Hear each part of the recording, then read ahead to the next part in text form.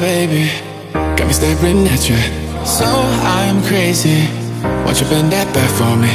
We won't stop, got your feet both locked. You get to fly with me. I can take you down for a ride. I take you around my life. Jaywalking, crosswalking, lip locking, but you, I know it, you know it, we make it.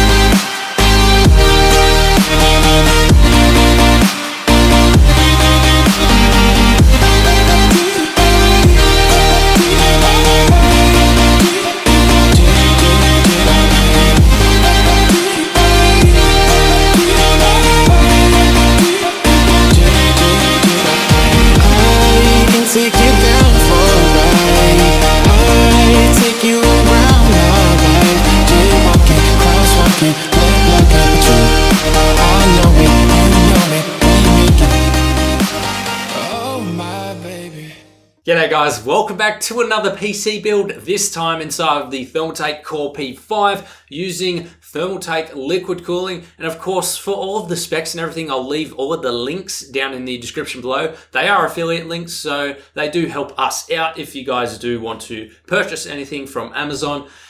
For this system, we have the Asrock X470 Taichi Ultimate Motherboard paired with a Ryzen 5 2600X CPU, and it's all under liquid, as I said, using Thermaltake gear.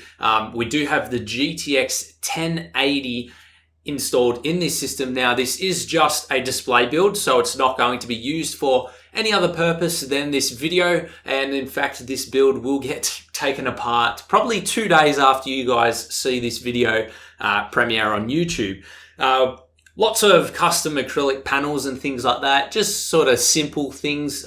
We wanted to try and keep this loop nice and clean, so up the top we've got the little Sombra logo from Overwatch, just on a little custom acrylic white panel. Then down below we did cover up the power supply and the cables running through because we wanted to keep that nice and clean, and also add a bit more white down the bottom. We did add that fan grill at the front as well, so it still allows for the power supply to breathe while still keeping that white aesthetic. Now, unfortunately, we do have a bit of a faulty Ryzen cable, so we weren't actually able to boot this system up. Very unfortunate, because we were going to set all of the LEDs to purple. I think it would have been a much cleaner build. We've done a lot of RGB builds, so I thought it was, time to change it up a bit, but the RGB still looks nice. That's just the way it is. Unfortunately, we cannot replace the Ryzen cable without actually having to take all of the liquid out and everything like that, which we don't have time for. It's very hard getting one build out per week as it is, so we can't afford all these stuff ups and stuff arounds. So in the end, we decided to put 3 reservoirs in this system to try and make a bit of a unique looking loop. So we've got 1, 2, 3. We've got one sort of slightly staggered off, and then it goes back. So it's like a little pattern. The loop order goes from pump to GPU to CPU, back to the radiators, and then back to the reservoirs. Then obviously feeds the pump again. The cables are from Cable Mod, really nice cables. I've had these cables for a while, so they're not their premium ones, which have the thicker wire, but the cable sleeving still looks really nice in this build. I am glad that at least the accent lighting on the motherboard is blue instead of RGB, because the blue sort of goes with the purple anyway, so I wasn't too worried about that, but it would have been nice once again to have like the CPU block and the fans to be purple. For the RAM, we do have the Apacer Panther RGB memory sticks. This is 32 gigs inside this system. More than enough for latest games and everything like that. In fact, 16 gigs would have been perfect as well, but Apacer were gracious enough to send 32 gigs through, so of course we are going to use all of them. I really like the look and style that they're going for as well. Kind of looks like crystals on the end there.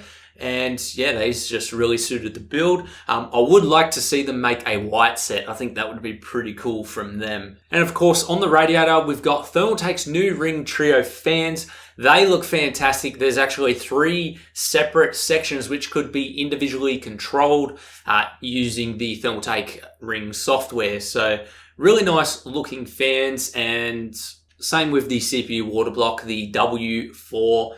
That's also software controlled. And the good thing about the fans and the water block is they all connect to the same controller, which saves a lot of wires and things like that. And it also means that there's only one USB connection plugging into the motherboard, so less cables there once again. And last but not least, we do have a 14 terabyte Seagate hard drive right here, which obviously we did have to make a plate for it because the green aesthetic would not suit the purple aesthetic that we were trying to go for. So we made a plate with the Seagate logo on there, a bit of custom vinyl work, a bit of acrylic work, paint work, and that is the final result. So all in all, we tried to achieve a nice, clean, custom water-cooled build with some simple aesthetics to suit. Hope you all enjoyed, guys, and if you did, I'll leave all of the parts down in the description. If you guys want to go check them out, they are affiliate links, helps us out, even if you don't want to buy any parts, considering helping us out by using our affiliate links anyway. It's no loss to you,